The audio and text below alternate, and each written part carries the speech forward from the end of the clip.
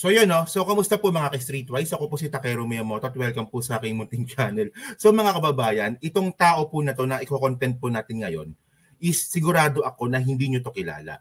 Pero kaya ako to ginawa ng content kasi at least you get the point na may nangyayari pa pong mga ganito, na may mga tao pa po talaga na government employee na hanggang ngayon pa rin po ay nagtatrabaho po sa gobyerno na binabastos po ang ating presidente. Ako naniniwala po talaga ako na itong ginawa po ng tao na to ay pambabastos po ito sa presidente. Well, ang punto ko lang kasi dito mga kababayan, wala naman kasing problema na mag-criticize po ang bawat tao sa ating administrasyon. Kasi kasama po yan sa Bill of Rights po natin, itong freedom of expression. Pero para sa akin kasi, no, napaka-unethical at saka ang pangit tingnan na mismong government employee ang bumabastos po sa presidente. Kasi, di ba, itong tao kasi na to ay nagtatrabaho po sa DSWD. So kung sa DSWD nagtatrabaho, ibig sabihin nun ay parte siya ng executive branch. So kung parte ito ng executive branch, so parte ito ng mandato at trabaho po ng ating presidente. So ngayon, bilang nagtatrabaho sa DSWD at sa executive branch, kung meron ka palang problema sa presidente, edi sana mag-resign ka na lang. Delikadesa naman, oy. So ito, no, pakita ko sa inyo to, no. Kita nyo, di ba, pinasikat ko pa to. Pero at least, mga kababayan, ma-aware lang po tayo na may mga tao pa pong ganito. At ulitin ko lang, naniniwala po ako na marami pa pong mga ganitong klaseng tao ngayon na nagtatrabaho pa rin po sa gobyerno. So ang pangalan niya po ay ito, itong si Jaime Valdez Castillo Jr. Okay. Papakita ko po sa inyo lahat ng mga ebidensya ko, no, yung sa pambabastos niya at saka kung paano ko nalaman na nagtatrabaho siya sa DSWD. Okay? So ang sabi niya dito, no, gulatin nyo kami, ibalik nyo po ang profile pictures nyo na may red at green na frames. Dapat proud tayo sa decision natin, go 31 million. Ngayon natin sabihin na Pilipinas babangon muli. Yan, medyo okay lang, di ba? Sige lang, okay lang, medyo may humor na nakakasar ng konti. Pero sa mga susunod mo na post, ito, papakita ko to sa inyo. O, ayan, o, ito na. O. Siya rin yan, Jaime Valdez Castillo Jr. So, ang pinaka-caption niya, diploma at TOR. So, diploma at transcript of records na lang po ang kulang. Ako, hindi ako naniniwala na itong lalaki na to, lalaki ba to o bakla, ewan ko lang, na itong tao na to ay bumoto po kay PBBM. Kasi kung bumoto ito kay PBBM, hindi niya po i-brought out yung issue po about diploma at saka TOR kasi po, unang-una, alam naman po natin na totoo pong meron pong degree or nag-aral si PBBM sa Harvard ba yun? Nakalimutan ko na tuloy. Tagal na kasi. So yan, di ba? Hindi issue sa atin yan eh. Tayong bumoto kay PBBM na 31 million, hindi po issue sa atin yung diploma at saka transcript of records. So bakit niya binobrought out ulit? So yan, ang problema kasi dito mga kababayan, ito pa ginawa niya. Oh. Nag-edit pa ng picture ni PBBM. O di ba? Government employee ka, di ba? Tapos ganito yung mga post mo. Meron pa yan, no? Ito, nag-comment pa siya dito, no? Ang sabi niya pa dito sa comment, okay?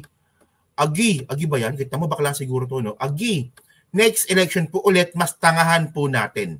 Okay. So, ang ibig sabihin nun, ang mga bumoto pala kay PBBM nung election 2022, mga tanga pala. Very good. Government employee to, ha. So, mga ebidensya po natin dito na isa po siyang government employee. So, ito, nakita natin to sa mismong Facebook niya, no? So, DSWD Certificate of Appreciation is hereby given to Jaime V. Castillo Jr. Yan. So, nagtatrabaho po siya sa DSWD at saka mga streetwise, ito pa po yung picture. Pinicturean niya pa po talaga na nagtatrabaho po siya at namimigay po siya ng cash assistance. Ayan siya, oh, yung nakapink na yan, oh, siya yan, oh. Oh. At saka, ito pa. Oh, yan, oh. Nagsiseminar pa. Nagbi-briefing pa. Ayan, DSWD, oh. Cash assistance for micro rice retailers payout. So nung nabigay pala ito ng payout sa mga rice retailers po, di ba, naalala po natin, di ba, nung namigay nga po si PBBM ng 15,000 pesos para nga po sa cash assistance po ng mga nagbebenta po ng bigas kasi meron nga pong price cap.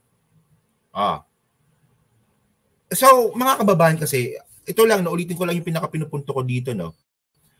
Wala naman kasing problema na batikusin yung gobyerno. Pero kasi, ang problema kasi dito sa post niya, rekta. Nakarekta po sa presidente. Rekta po sa presidente yung mga post niya na, di ba, na panlalait. Kasi para saan panlalait ito? Ewan ko lang sa inyo, pero para sa akin, panlalait ito. Pati na rin po sa mga bumoto po kay PBBM na tinawag niyang tanga. Mga ka-streetways, no, sobrang basic lang kasi nito. DSWD siya nagtatrabaho. So, sa DSWD, ang pinaka-secretary dito ay si Rex Gatchalian, di ba? Ay napakakaalam ko si Rex Gatchalian. So, si Rex Gatchalian po ay nagre-report po yan, ang pinaka-boss niya po ay yung presidente. Kasi parte siya ng executive branch. Wala namang problema, batikusin niya yung gobyerno, batikusin niya yung sistema, okay lang yan. Pero ang pangit talaga tingnan, para sa akin, kung may reklamo ka pala sa gobyerno, kung may reklamo ka pala sa presidente, edi mag-resign ka. Puro ka ngaw-ngaw eh. Di ba, pasweldoin ka ng gobyerno tapos ganyan ka. Hindi pa yan, meron pa yan dito. So, bali pala mga ka-streetwise, no, yung pinaka trabaho pala, no? Kasi ano siya government employee talaga siya I think nagtatrabaho siya sa Occidental Mindoro sa LGU. Kasi unang-una, project development officer siya, tapos provincial monitoring and evaluation officer na ito contractual position DSWD Field Office Mimaropa Sustainable Livelihood Program Occidental Mindoro. So ayan po yung mga nakuha po nating details dito po sa tao na to.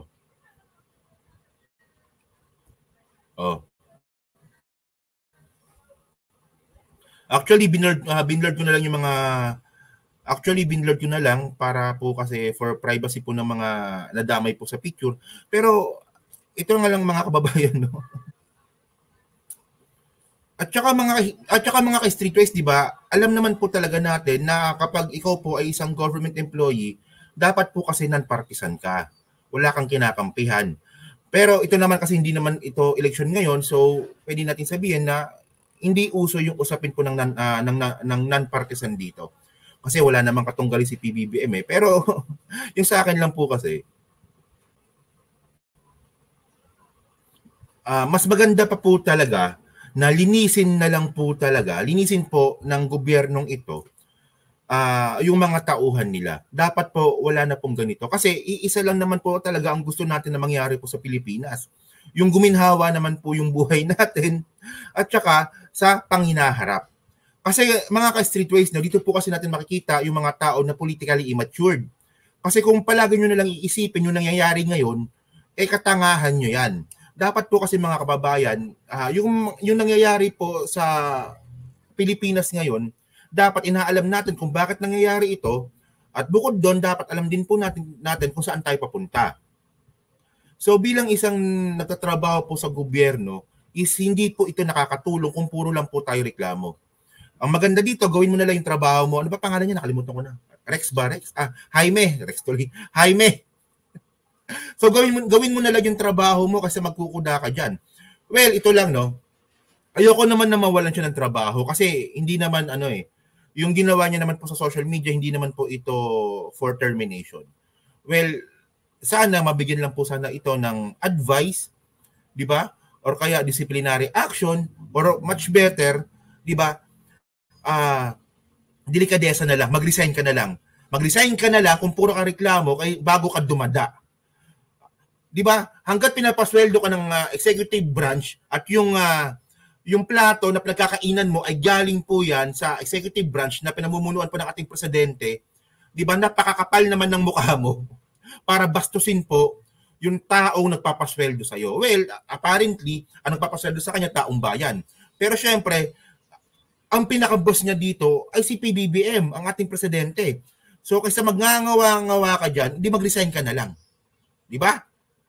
Ginagawa mong tanga yung sarili mo So, yun na po mga ka-streetwise. Napakawalang kwentang content ito, pero at least mga ka-streetwise, nalaman po natin na marami po sa government employee po natin ay nambabastos po sa ating gobyerno. Ako naniniwala ako na hindi lang si itong tao na to ang gumagawa niyan or merong ganyang klaseng ideology.